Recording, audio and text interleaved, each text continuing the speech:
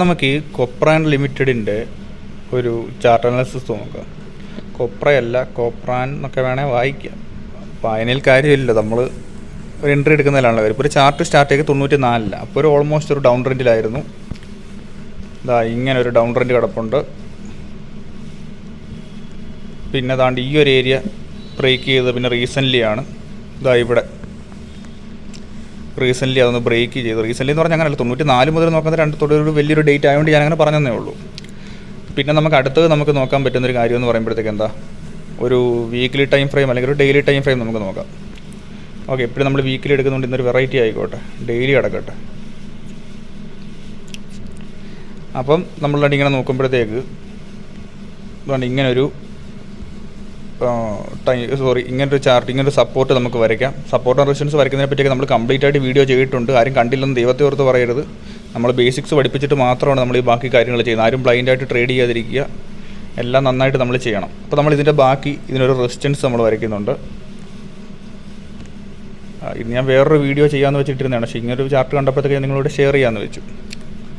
പിന്നെ നമുക്കത് ഈ ഒരു ഏരിയ ഒരു ഹൈ നമുക്കത് ഇങ്ങനെ ഒന്ന് മാർക്ക് ചെയ്യാം. അപ്പം നമുക്ക് അടുത്ത എന്താ ചെയ്യേണ്ടതെന്നുള്ള കാര്യം നിങ്ങൾക്കറിയാമല്ലോ. ഈ ഒരു ഏരിയ ബ്രേക്ക് ആയാൽ ഒരു നല്ലൊരു പവർഫുൾ ബ്രേക്ക് ഔട്ട് ആണെന്നുണ്ടെങ്കിൽ നമുക്ക് അത്യാവശ്യം കുഴപ്പമില്ലാതെ മുകളിലോട്ട് നമുക്കത് ഹോൾഡ് ചെയ്യാം. പിന്നെ അത് വീക്കിലി എടുക്കുമ്പോൾ നിങ്ങൾക്ക് ഒന്നുകൂടെ മനസ്സിലാവും.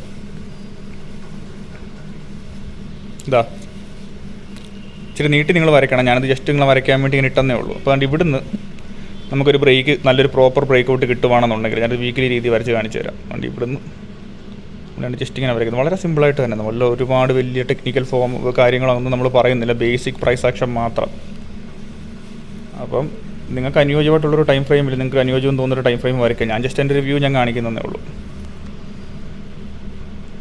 അപ്പം ദാണ്ട് ഈ ഒരു ഏരിയ ഇതൊന്നുകൂടെ ക്ലിയർ ആയിട്ട് ഞാൻ കാണിച്ചു തരാം.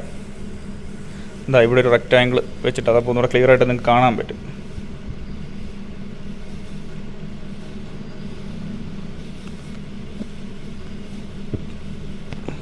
അപ്പോൾ അതാ ഇവിടെ ഒന്ന് ബ്രേക്ക് ആകുമ്പോഴത്തേക്ക് നിങ്ങൾക്കത് ബൈ കൺസിഡർ ചെയ്യാനാണ്. ഇവിടെ തന്നെ നമുക്ക് ചെറിയൊരു ടൈം ഫ്രെയിമിൽ നമുക്കൊരു എൻട്രി എടുക്കാമായിരുന്നു. അപ്പോൾ അത്യാവശ്യം കുഴപ്പമില്ലാത്തൊരു ഏരിയ എനിക്ക് തോന്നുന്നത്. അതുകൊണ്ട് ഇവിടെ നമുക്കൊരു ബ്രേക്ക് കിട്ടുമ്പോഴത്തേക്ക് നമുക്ക് കുഴപ്പമില്ലാത്തൊരു എൻട്രി നമുക്കവിടെ കിട്ടാനാണ് ചാൻസ്. പിന്നെ ഒരു റെസിസ്റ്റൻസ് വേണമെങ്കിൽ നമുക്കത് വരയ്ക്കാം, അതെങ്ങനെയാണെന്ന് വെച്ചാൽ കാണിച്ചു തരാം. അതുകൊണ്ട് ഇവിടെ വേണം നമുക്കൊരു റെസിസ്റ്റൻസ് നമുക്കത് മാർക്ക് ചെയ്യാം.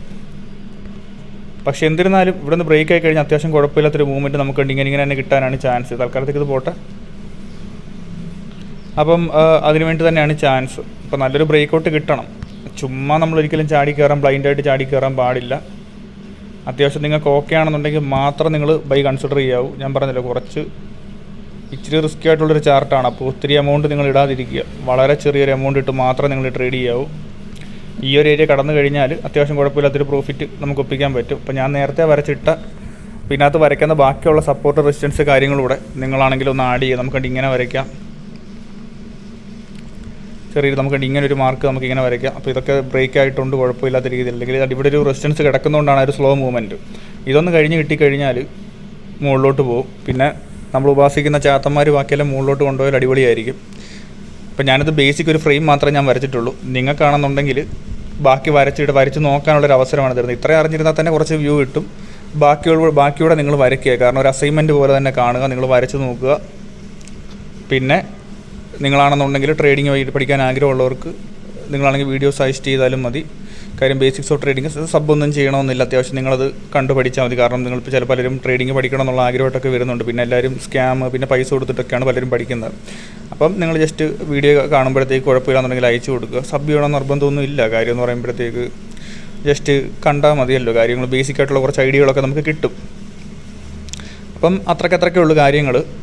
അപ്പം നിങ്ങൾ വരച്ച് നോക്കുക, വരച്ച് നോക്കി തന്നെ എൻട്രി എടുക്കുക. ഇതിൻ്റെ ലോജിക്ക്, ഇതിനകത്ത് ഓരോ വരകളുടെ ലോജിക്ക് കാര്യങ്ങളെല്ലാം നമ്മൾ വീഡിയോ ചെയ്തിട്ടുണ്ട്. കാര്യം കംപ്ലീറ്റ് ആയിട്ടുള്ള പ്രൈസ് ആക്ഷനെ പറ്റിയുള്ള വീഡിയോസ് നമ്മൾ വളരെ സിമ്പിളായിട്ട് ചെയ്തിട്ടുണ്ട്. ഫാൻസി ഐറ്റങ്ങളൊന്നുമില്ലാതെ ചെയ്തിട്ടുണ്ട്. ബേസിക് നമ്മുടെ ഓൾഡ് സ്കൂൾ മെത്തേഡ് എന്ന് പറയുന്ന പോലെ ബേസിക് പ്രൈസ് ആക്ഷൻ തന്നെ നമ്മൾ ക്ലിയർ ആയിട്ട് പറഞ്ഞു കൊടുക്കുന്നുണ്ട്, പഠിച്ചിട്ടുണ്ട്. പിന്നെ തുടക്കത്തിലെ വീഡിയോകളുടെ ചെറിയൊരു ഓഡിയോ എനിക്ക് വലിയ പരിചയമൊന്നും ഇല്ലാത്തതുകൊണ്ട് ഇച്ചിരി സൗണ്ട് പതുങ്ങിയായിരുന്നു. പക്ഷേ അതെല്ലാം ഒന്ന് അഡ്ജസ്റ്റ് ചെയ്തൊരു ഹെഡ്സെറ്റൊക്കെ വെച്ചാൽ അല്ലെങ്കിൽ ഇല്ലാതെ തന്നെ കേൾക്കാം. പിന്നെ ചില വീഡിയോസൊക്കെ ഞാൻ റീടേക്ക് ചെയ്ത് ഇട്ടിട്ടുണ്ട്. അപ്പോൾ നിങ്ങളെല്ലാവരും ഒന്ന് കണ്ടു നോക്കുക. അപ്പം നിങ്ങൾക്ക് വീഡിയോ ഇഷ്ടപ്പെട്ടെന്ന് വിശ്വസിക്കുന്നു. അപ്പം മറ്റൊരു വീഡിയോ ആയിട്ട് ഞാൻ വീണ്ടും വരുന്നതായിരിക്കും. അപ്പം എല്ലാവർക്കും നല്ല ഏണിങ്സ്, നല്ല പ്രോഫിറ്റ് കിട്ടട്ടെ എന്ന് ആശംസിക്കുന്നു.